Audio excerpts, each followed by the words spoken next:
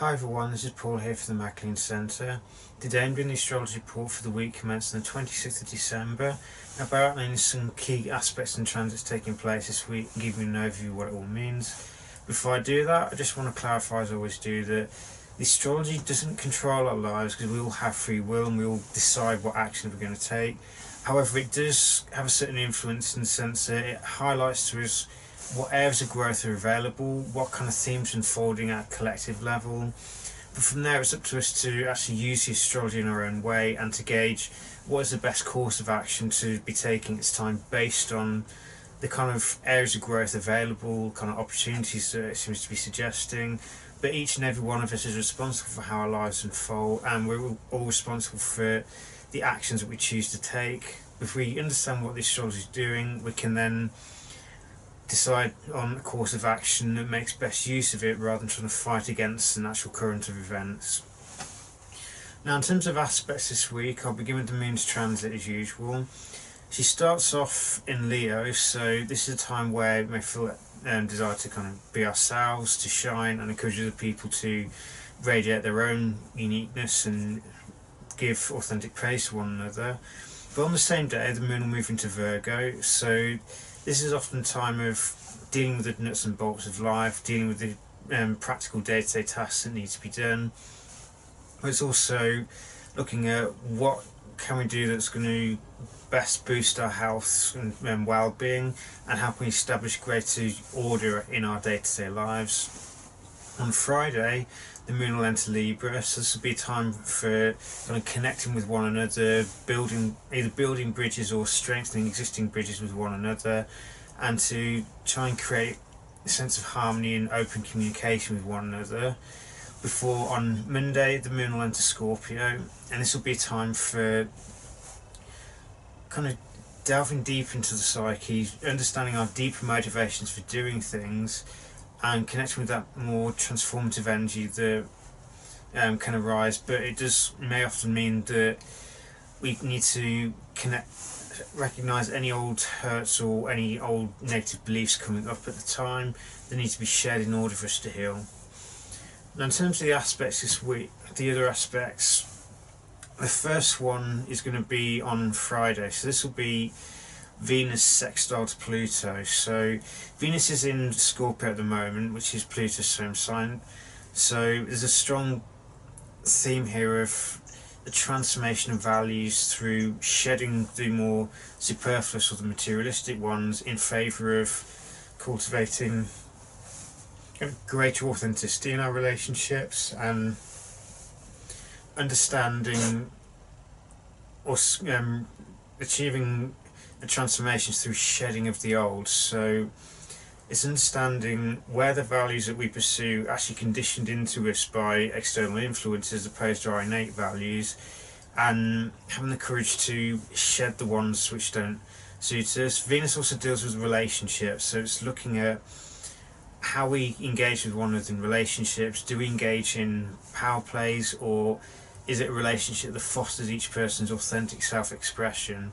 Because for a truly healthy relationship dynamic to emerge, both parties need to be given the freedom to be themselves whilst honouring the truth of the other person. So it's being honest with ourselves. Do we engage in power plays in our relationships, or is it one that's mutually empowering, that allows both people to understand themselves at a deeper level and to understand one another, and to also be honest with one another at all times, so the relationship is based on a foundation of trust and geared all around truth, as it were.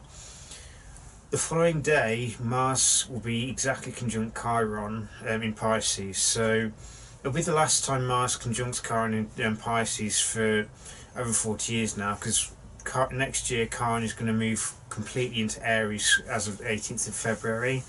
So this will be the last time where we're observing, or we have an opportunity to see where our actions and desires twisted by old wounds of disconnection. So where do we tend to engage in actions that are dysfunctional, and where do we, sometimes it could be where we struggle to assert ourselves, because We may have been taught to fear anger, we may have taught to be quiet rather than asserting our own needs, to the point that we don't actually know what our own desires are, and it can end up leading to dysfunctional behaviours, and our desires can be based more on escapism rather than embodying who we are and radiating love to one another. So it's essentially about transforming the action principle in our minds. It's about seeing or being honest about where do we struggle with assertiveness, where do we struggle to take action because for whatever reason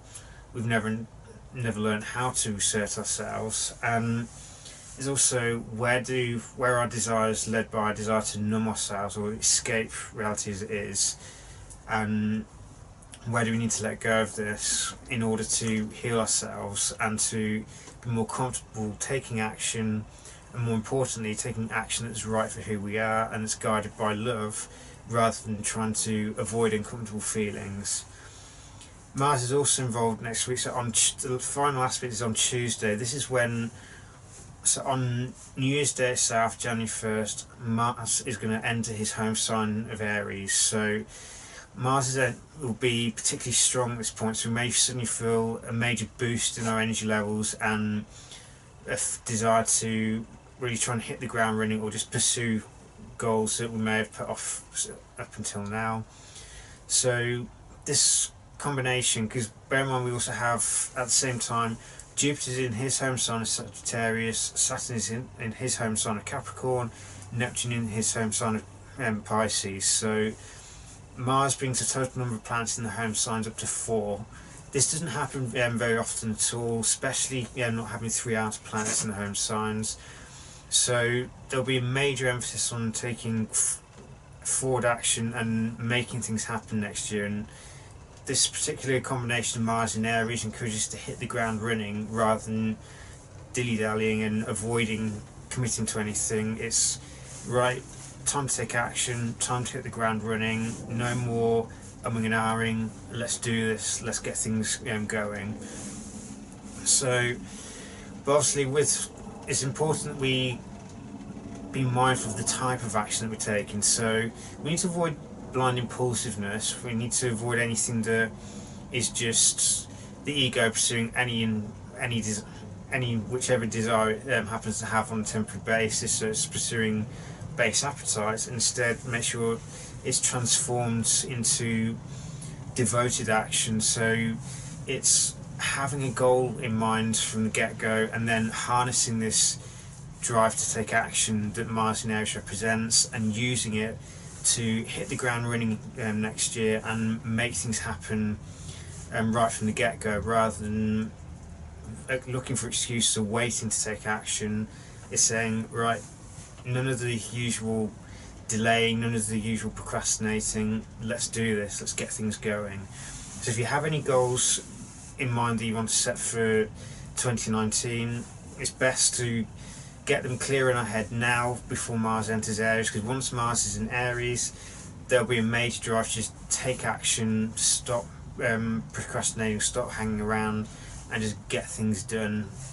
So it's important that we've identified the goals already, and we can then initiate them. So get the ball rolling, and as long as the actions are guided by wisdom and self-awareness, and not just blind impulses driven by temporary egoic desires, it's not based on pursuing things at the expense of other people, then we can achieve a lot very quickly at the start of the year, and this can then set the stage for later developments and growth over the course of 2019.